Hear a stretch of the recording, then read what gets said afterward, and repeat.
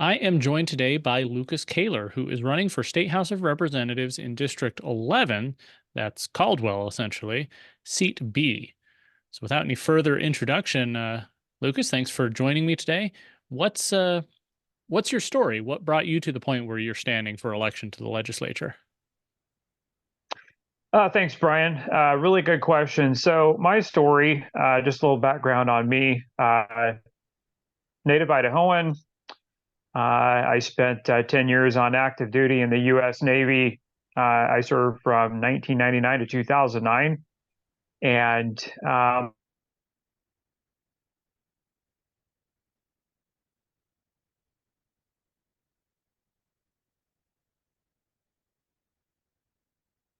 And I moved back to Idaho in March of 2012, and I've been employed with Cobalt Truck Equipment in Nampa for the past, well, it'll be 12 years next week, so it's been quite a stint. But I guess what really got me active in politics was the understanding that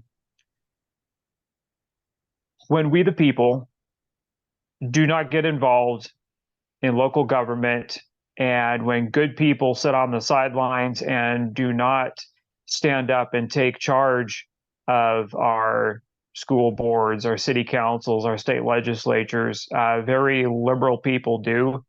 And those and the policies and the legislation that tends to accompany people of that nature um, sets a very bad precedent for the state that they live in and can drastically alter the political landscape.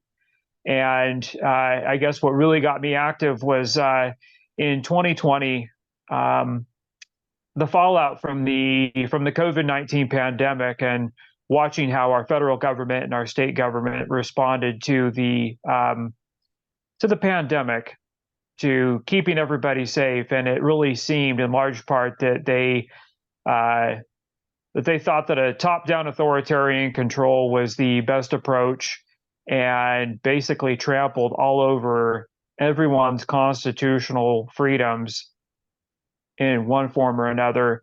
And there were laws that were broken by our very own governor in this state.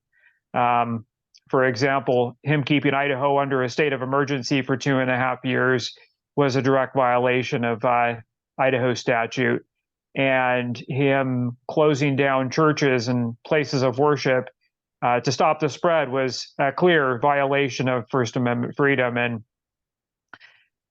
And sitting on the sidelines and sending strongly worded emails to my district representatives over the last several years, just um, it made me realize that the people, by and large, not all of them, but the vast majority of them at our state legislature, they don't represent us, we the people.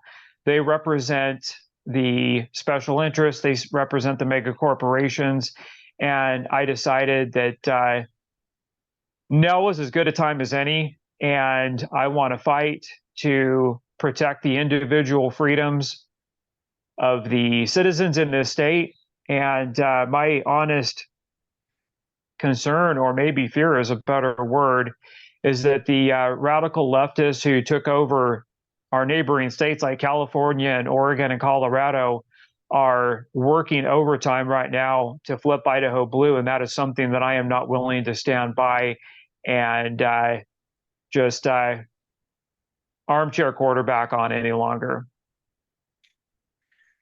So you mentioned the special interests and how a lot of legislators represent them instead of their constituents. You're lucky enough that you're running in an open seat. Representative Allgood decided to focus on his city council duties instead. So that's a different dynamic than a lot of other races where you have a challenger going after an incumbent or an incumbent defending their record against a challenger. Now it's just basically you're selling yourself to the voters. However, you mentioned special interests. Your opponent in this race has been endorsed already by IACI and the Farm Bureau and the firefighters and some of these other special interests. What is it about you that I would say scares them. Why do they want someone else in there and not you? Well, I suppose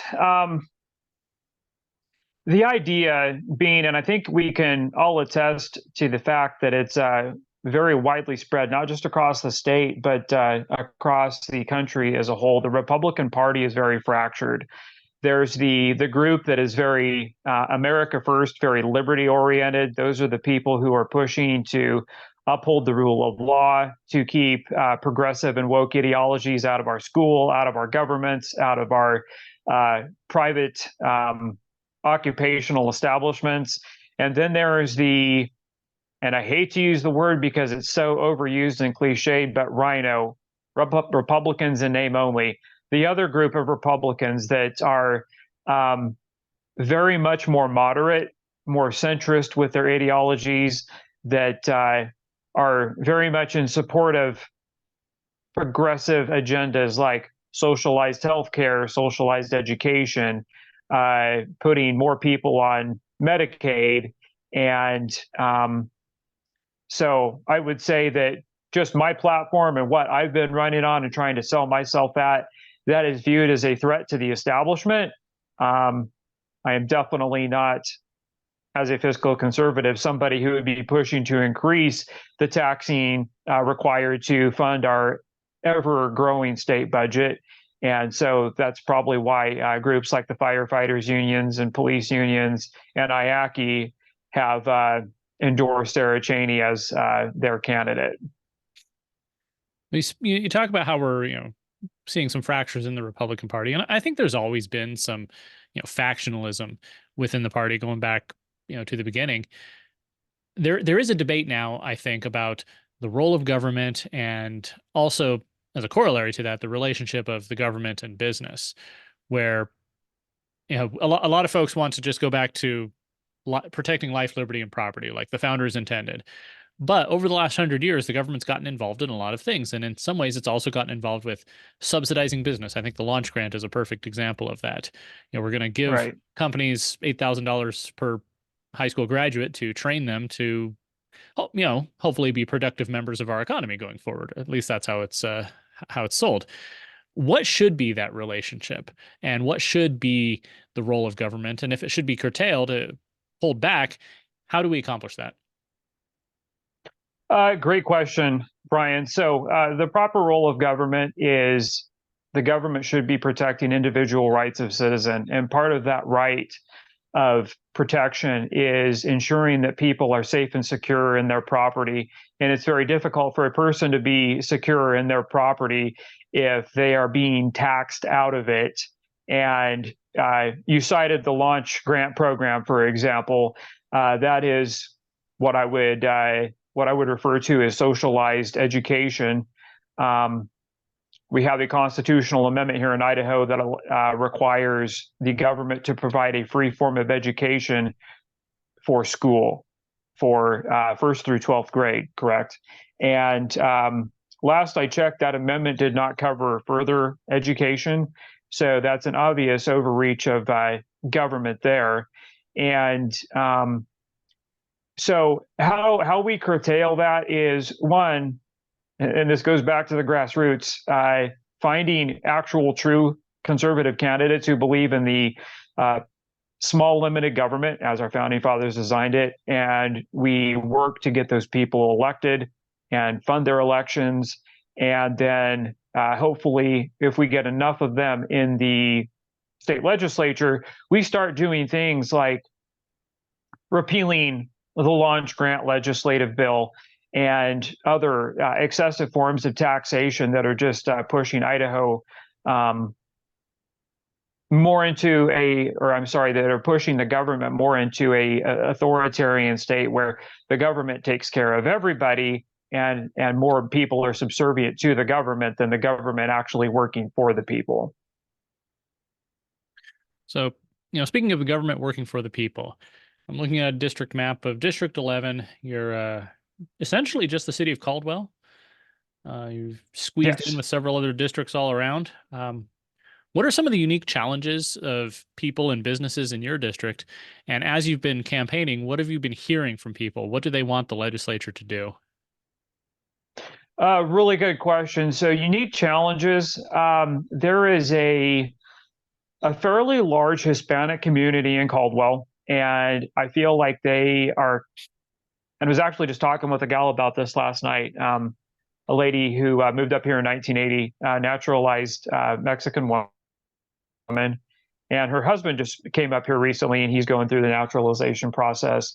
But she said that it's very difficult for there to be a distinct difference between uh, the Hispanic culture who comes here and they naturalize and they're legal citizens, and then the ones that don't. There seems to be a lot of overlap from the government agencies that tend to view them all, and quite often, this was her experience relating to me, view them as kind of all as illegals and trying to push that, well, the government has this program and the government has that program. And I think it would be really good to one, get away from the ethnic and minority demographic titling. And remember that we're all Idahoans, because I think that causes a little bit of divide between the rest of the community and the Hispanic community. And Caldwell does have a fairly large Hispanic community. Other challenges. One of the biggest challenges is even though District 11 is very small, we have a very unengaged electorate. Historically, District 11 has the lowest voter turnout of all 35 districts in Idaho. And that does present some very unique challenges. And as I've been going through, I've been campaigning, talking to folks, I've noticed one specific thing in particular, and that I would say, just rough guess, that the average voter age in my district is probably 62 years old. So we have a very aging demographic, and we have very little participation from younger folks. And my concern with that is that potentially, as the older electorate they start to pass away, we could potentially see the district demographics start to turn more Democrat, maybe, for lack of a better word. And then I think the most popular complaint with everybody that I've talked to in district here is that the out of control growth of the state. Everyone, whether they're native, whether they're from California, they moved up here 2 years ago, 12 years ago, or 20 years ago, everybody is tired of seeing the massive expansion of properties around the valley, specifically here in Caldwell. It's creating a lot of traffic hazards. It's creating, it's at least highlighting the issue of infrastructure shortage and the inefficiencies of the infrastructure that we do have. And that's also leading to concerns of like irrigation water, for example. I've been talking to some folks that because of all of the massive growth, there is not enough irrigation water structure in the city of Caldwell to take care of everyone. I guess you would call it a water shortage. So that's, that's a couple things. Infrastructure is one, and then the unprecedented growth is another big one that just really bothers a lot of people. So what can you and the legislature do with that? We were talking about the role of government earlier, and I think most people would agree that roads is probably a legitimate function of government, and somebody has to adjudicate water rights. You can't have somebody just go in and suck it all up so that nobody else has any. So what can you do, and how would you represent your constituents as you're having these debates about these issues? Well, I have talked with some various folks about this issue, and I don't know that there's any hard and fast thing like, oh yeah, the legislature can do A, B, and C to fix this growth problem. A couple ideas that have been proposed is one, potentially put in a moratorium on growth, let's say for a limited period of time, like maybe 2 years to 5 years. And in that moratorium, it puts specific basically holds on the amount of properties that can be converted from agriculture or already previously R1 zoned land to R3 or R4. And that seems to be, by all accounts, what's happening at the city council, over more recent times, is the rezoning waivers that are being submitted to convert from R1, which the land had already previously been zoned for, and to be converted to R3, R4 zoning, which allows the building of multifamily units, apartment complexes, and so forth. And so the moratorium is one idea. I honestly don't know if there could be any traction gained with that. I do think that there has to be a concerted effort amongst state officials to take a really hard look at the unprecedented growth and how that impacts the way that we keep up with the expansion of infrastructure to keep up with that growth. And I guess one of the concerns that I have is that, because it always kind of seems as if Idaho is just a bit behind the times with the roadways and the roundabouts and the freeway expansion projects, is that we're going to see so much growth that there's going to be a massive push from various entities around the state to demand that the legislature provides X number of tens or hundreds of millions of dollars to catch up with all of these infrastructure expansion requirements. And all that's going to do is create a massive tax load on the state. And I would really like to approach that from the point of being more proactive in managing that than reactive. Obviously, keeping up with infrastructure developments and improvements is very much a thing of priority that we have to stay on top of. But I don't want to see that happen at the cost of further taxation at the citizen level. Shifting gears a little bit, Caldwell became, ground zero for the debate over school bathrooms.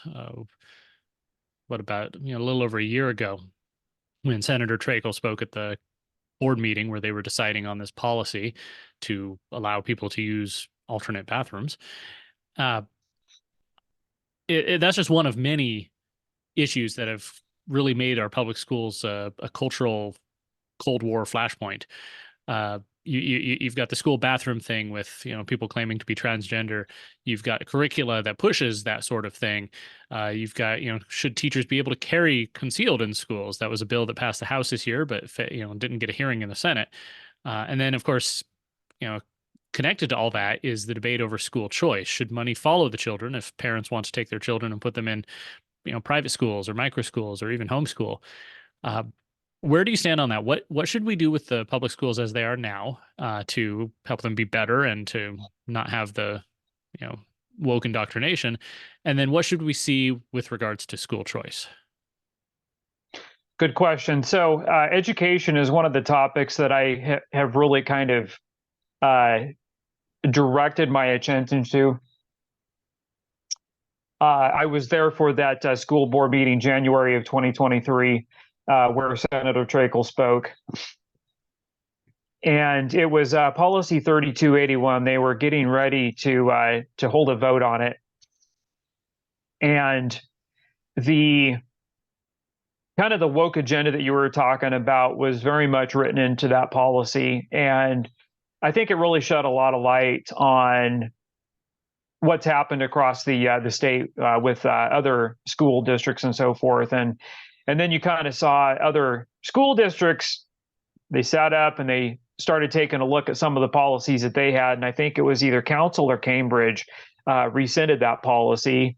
And I think Middleton School was another one that also did the same. But so my philosophy on public education, as I mentioned earlier, we do have a requirement to in our state constitution to provide a free form of public education, and typically that's done through taxation revenue. And seeing how that is the case, I would also note that approximately 1/3 of our general fund budget is devoted to education. And I would also, again, like to point out that Idaho continues to remain, I believe it's about fifth lowest in the nation with regard to student academic success. And to that end, that really begs the question of what are we doing with all of this money that we fund into our education system? And why are our students failing consistently year upon year? We're not getting the return on investment, right?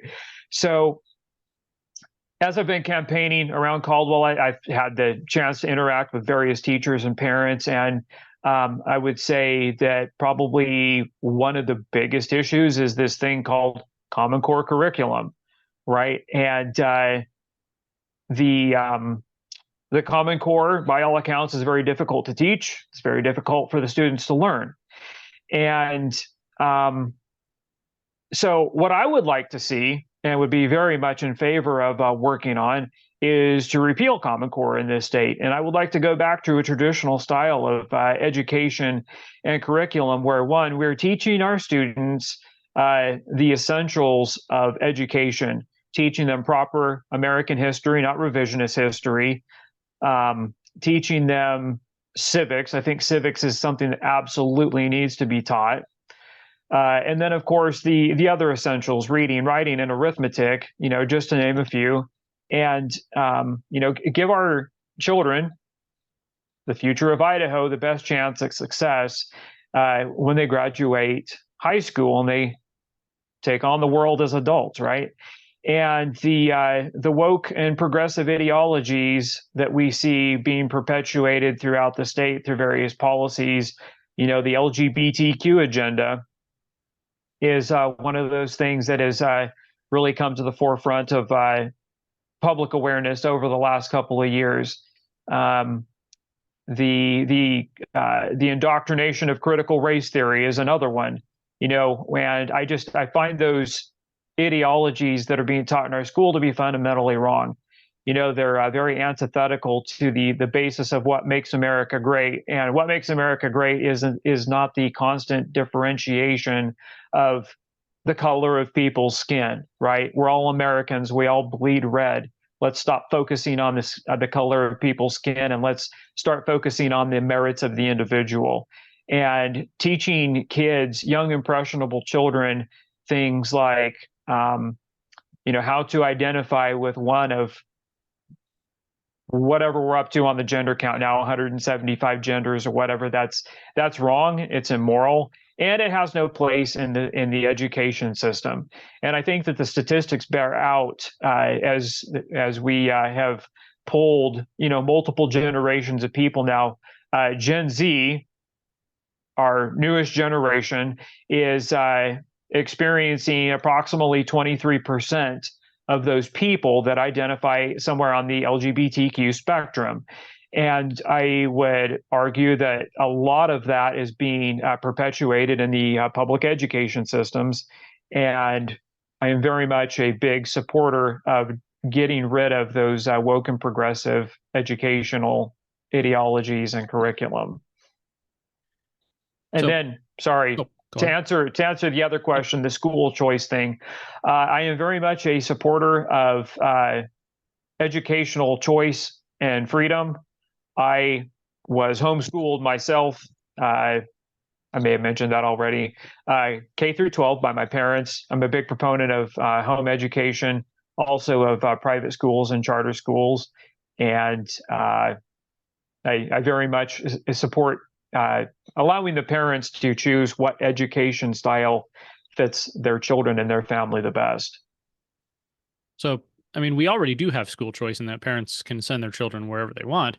Would you support some form of money following the children, like an education savings account or a tax credit for private school tuition? You know, I I have heard so many different theories and arguments on both sides of the education savings account. Um, the education savings account argument, right?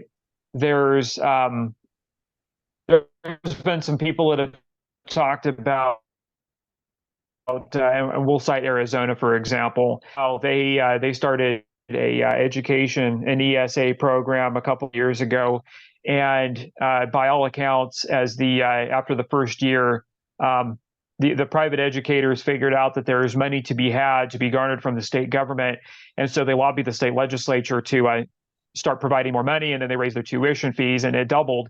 The cost of it doubled in the following year, and then it was projected to triple in cost for 2024.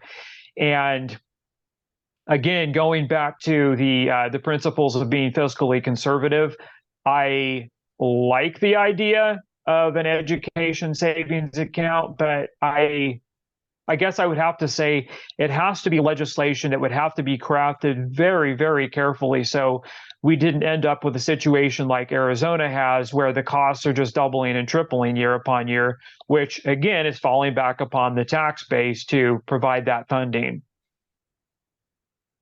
So I guess at this point, my stance on it is I'm taking a neutral one until I can come up with until I can be better educated on the subject to either say yes or no. So circling back to some things you said about Common Core, that was originally sold not necessarily as a specific curriculum, but just as a way of standardizing curricula throughout the country, so that if you go to a school in Idaho or you go to school in Arizona, you go to school in Virginia, you know that at each grade level they're learning about the same thing. And one of the problems with that is that it completely centralizes everything. And so if you have, a bad curricula or, something that's indoctrination, then that gets spread throughout the entire country. Obviously, we want more local control. We want school boards, which are accountable to parents and families in their district, to make those decisions. But then how do we keep out, the things like the woke indoctrination? Is there a role for the state government to actually step in at that point and say, you can choose your curricula, but one that says that there's 200 genders and teaches children to be trans, that's not going to be acceptable. Right. I think that, and let me back up here a half step. Being a proponent of small limited government, I think that the less government we have is the better. But at the same time, the proper role of government is to protect individual liberty, and part of that protection is the protection of our children, our minors, our children in our schools, if they are being exposed to immoral or immoral content like pornographic materials that we've seen that have been available in the school libraries and so forth, or if they're being exposed to curriculum that is just it's teaching things that are ideologically unsound or immoral, like focusing on critical race theory, for example, kind of following the 1619 project that Ibram X. Kendi has been a very big. He's been working with very closely over the past few years. I think it is incumbent upon the state government to regulate the kind of material and curriculum that is being taught, so that we're protecting our children from dangerous ideologies that seek to undermine the structures of society, that seek to destroy the unity of what makes America great, and destroys the concept of the natural family, which I would argue the LGBTQ agenda-based curriculum destroys that. Well, I know even some Republicans would um, push back on that, saying that we need to be inclusive and, be supportive of all kinds of family structures and lifestyle choices. Do you think that there is a role for government to, guard certain values? I believe so. I believe that, and this is coming from the standpoint of I am a Christian, um, and I am a very traditional conservative. So in my own way of thinking, as a traditional conservative, I believe that marriage is between one man and one woman. I believe that a father and a mother both being present in the home is and the statistics, I can't talk today, I apologize. The statistics bear it out that a present father and mother gives a child the best chances of success in life. And I think that we need to, as a society, we need to preserve that. And I hate to use the word nuclear family element, but we need to preserve that because a healthy nuclear family or natural family, as I like to refer to it more as, is the backbone of society. That's what holds a strong society together. And so, yes, I think it is incumbent upon it's incumbent upon the state government to uphold and to preserve those traditional family values. It's funny, our state constitution, the same one that says that we're required to provide for a public and uniform free public school system, also says that we are to, protect and establish temperance and morality. But nobody really Right. follows that. Shifting gears a little bit, when you're elected, you're going to walk in January, uh, and you're going to be surrounded by lobbyists on one side who, they're not necessarily bad people, but they all have their agendas, and they're Right. generally experts in their field, so they're going to come at you with, here's why you need to support this legislation or oppose that legislation. And then on the other side, you're going to have the executive staff. The governor's going to send his folks out to talk to you, and they're all experts as well. They know what they're talking about, and they've got their own agenda. How do you stay grounded in that environment? How do you stay grounded in your own conscience, but also to represent the will of your constituents rather than, those loud voices that are going to be surrounding you? That's a really good question, and it's one that I've given a lot of thought and consideration to as I've been running this campaign. And at the end of the day, I get elected. I am a state representative. Who am I representing? I'm representing my constituents. I'm representing the people of Idaho as a whole. I don't get elected by special interest groups or lobbyists. I am more than happy to entertain them if they have something that they want me to hear. But when it comes to the passing of legislation, a couple of the things that I have to keep in mind when it comes with regard to, is this a bill that I will sponsor or even vote on or vote to pass? One, is it moral in nature? So I get my moral guidance from the Holy Bible, and I would argue that if a bill is immoral in nature, and I'll just throw an example out there, a bill, as I'm very pro-life, that would seek to reinstitute some form of abortion or abortion on demand in the state of Idaho, to me, that's a very immoral bill, and I would vote against it, right? Because I believe that God creates life, and life starts at the moment of conception. Okay, and then second metric that I would adhere to and use is what does this do for individual freedom? And if it is a bill that seeks to promote personal freedom, like expand the right to Second Amendment in the state of Idaho, that would probably be a good bill that I would support. If it's a bill that seeks to undermine constitutionally protected freedoms, well, I am definitely not going to be voting for that. And then lastly is what does it do for the taxes in the state? Is it legislation that is going to raise taxes? Well, again, as a fiscally conservative person, I'm not going to be voting for legislation that is going to create a greater tax burden on the citizens. Speaking of taxes, that's a huge issue that everybody is concerned about. Taxation, Right. especially the one I hear the most about is property taxes, which is ironic because property taxes are not a state tax; they're local taxes. They're cities and counties. School districts use them with their bonds and levies, library Mm-hmm. districts even.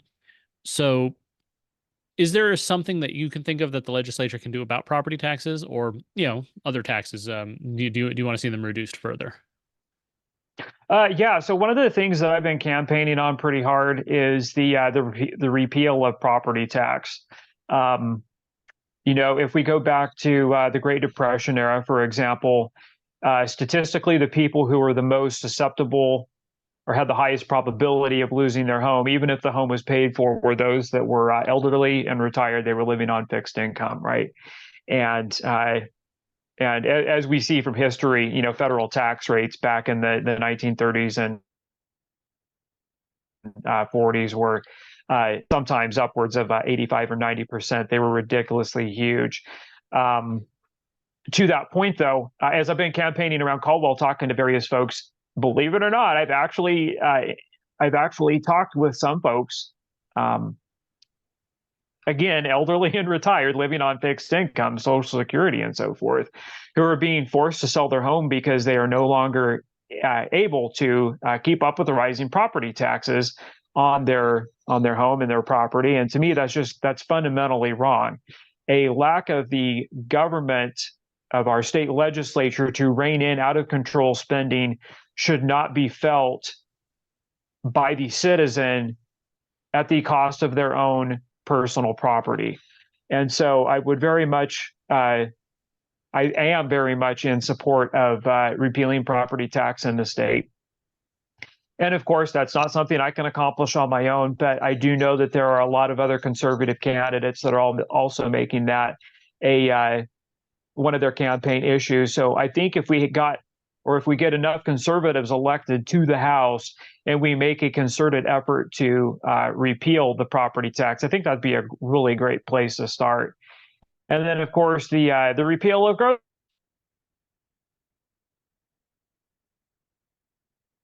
grocery tax. We're going to repeal it this year, and it never gets repealed, and I don't know why, but yeah, I would very much like to see that one go away as well. There's the government growth happens because of excessive tax growth. And the more government grows, the more the taxes has to grow. And it's just a never ending cycle. So we stop that by limiting the amount of taxes that can be collected from the tax base at any given time. Well, you mentioned repealing property taxes. Obviously, cities and counties and all those other taxing districts need funding somehow. How do you fund them? Do you shift some sales tax? Do you allow municipalities to raise the sales tax above 6%? What do you do for that? Yeah, I think, by all available estimates, a consumption tax is probably the most fair. As we know, sales tax is a form of consumption tax, and it is largely contributed, or it's largely paid by everyone, or the vast majority of everyone. Obviously, little kids probably aren't spending too much money at Walmart or at the gas station, but it's more fair insofar as that regardless of demographic or social class, everybody buys goods throughout the state and they pay into the system, whereas property tax is a burden that is shouldered by property owners only. And there's other proposed ideas. One of them that I think actually is probably a fair one is establishing a one-time sales tax on the sale of a home. And statistically, homes in Idaho are sold and purchased every 7 years. So I think that potentially we could take and make up for some of that shortfall that we lost from property tax through a sales tax attached to the home. One more thing on taxes. You mentioned that a consumption tax is the most fair tax, and I would generally agree with that. But isn't that an argument to keep the grocery tax?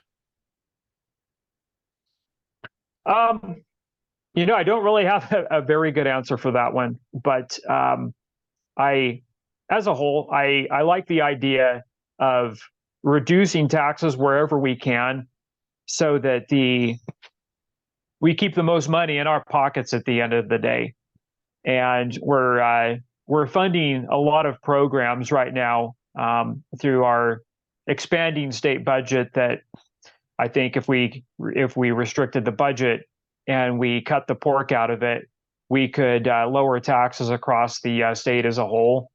And with regard to the grocery tax, that's something that I would need to study up just a little bit more on. I talked to someone else who's been in the legislature for several years, and he said that while the spending gets all the attention, and what JFAC does with the budgets, that gets all the attention, the real way to cut down on that is not necessarily to fight over every budget, it's to reduce taxes, because we have to have a balanced budget, so they can only spend what they take in. So I can definitely see the wisdom in going after taxes and cutting those, and then that will cause a chain reaction that'll maybe reduce government spending as well. Right. And yeah, just real quick on taxes, there's a lot of different taxes out there. There's the taxes that are assigned to virtually every aspect of life, sin taxes and payroll tax. And I know we don't have value added tax here in the United States, but just broad spectrum, at the end of the day, by all available estimates, we are paying over 50% of our income to the federal and to the state governments. And that's so wrong. It's so difficult to, especially in the economy with all of the massive inflation that we've seen, and inflation, as we know, is a hidden tax, right?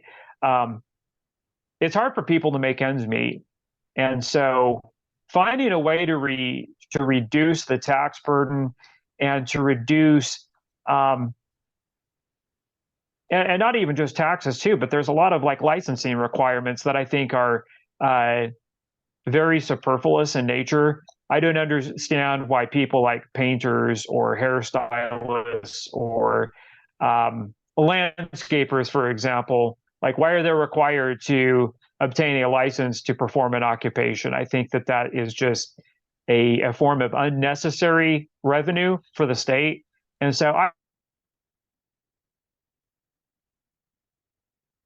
I would be in favor of repealing some. I'd say that some occupations like to be a doctor or to be an electrician, something that does require there is some life and death component to some occupations in our society.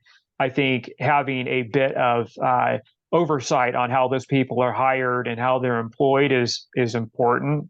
But for things like landscaper, for example, somebody who's out there mowing your lawn and trimming your bushes and trimming up your trees, why are they being forced to relicense every year? Yeah, I'm not sure. Yeah, that's a rabbit hole we could go down for a long time. But uh, it's been a good 45 minutes now. I've appreciated the time you've lent me, but I don't want to end without if you have anything else that is on your mind. So, are there any issues that we haven't covered that you want to make sure we go over? And in addition to that, just any closing thoughts? Yeah, one other big issue that I think has really been at the forefront of the fight, really, in the protection of freedoms since 2020, especially, is medical freedom, and that's something that I am very focused on. Right. I think it is fundamentally wrong, and it is not the place of government to come in and to dictate that you or I have to take a vaccine to be able to feed our families, to be able to send our kids to send our kids to school, to participate in society as a whole. I am a firm believer in bodily autonomy, and that people should be able to explore within that cognizance over their own body what type of medical care they want to explore, whether it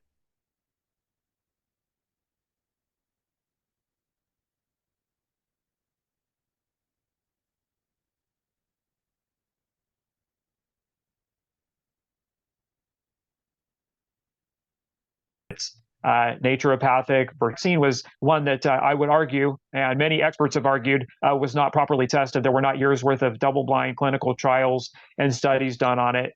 And we have definitely seen the repercussions across the, not just the United States, but around the world as a whole from this COVID-19 vaccine that was rolled out. So I very much am a big proponent of medical freedom and allowing people to maintain that autonomy over their own person. Hmm. Yeah, that's the whole repercussions around the COVID era, the lockdowns and the mandates and everything. It's a tricky subject because a lot of voters, a lot of constituents, they just want to move on. Just pretend that never happened. We're done. Let's move on. But we do need some things in place to make sure it doesn't happen again, because it will happen again. You give government bureaucrats a taste of power, and they're going to find a way to use it again.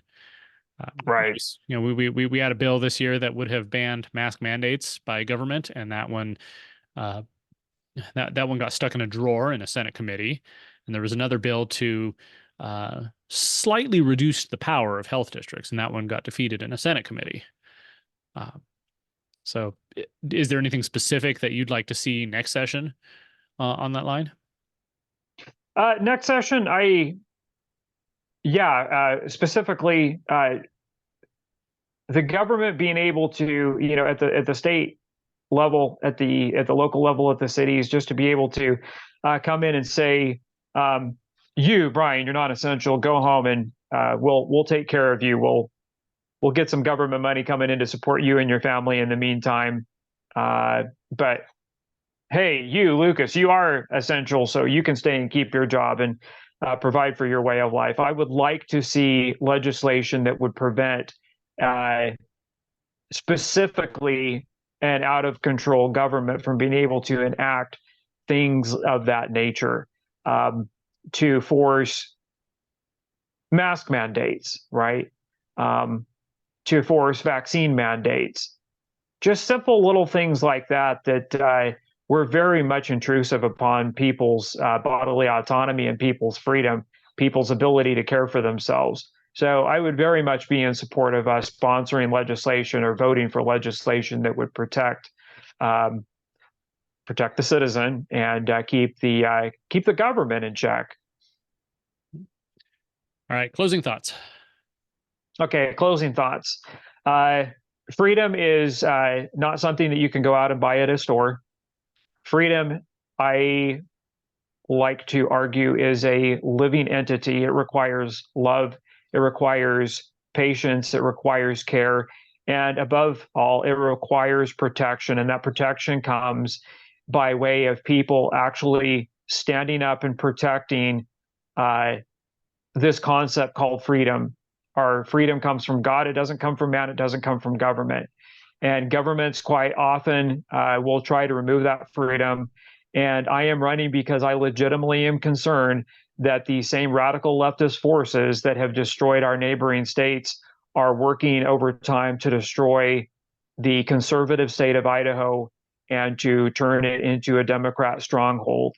And I would ask for all of the District 11 Caldwell voters to come out and to vote for me on May 21st.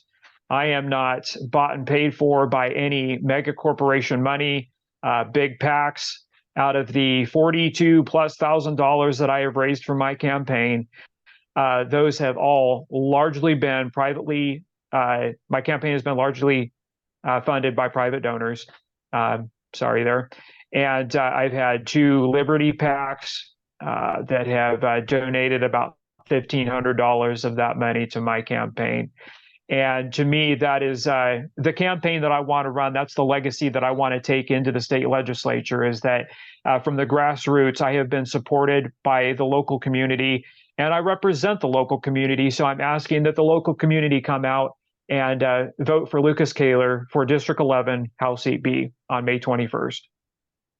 Lucas Cayler, candidate for State House of Representatives, District 11, Seat B. Thank you.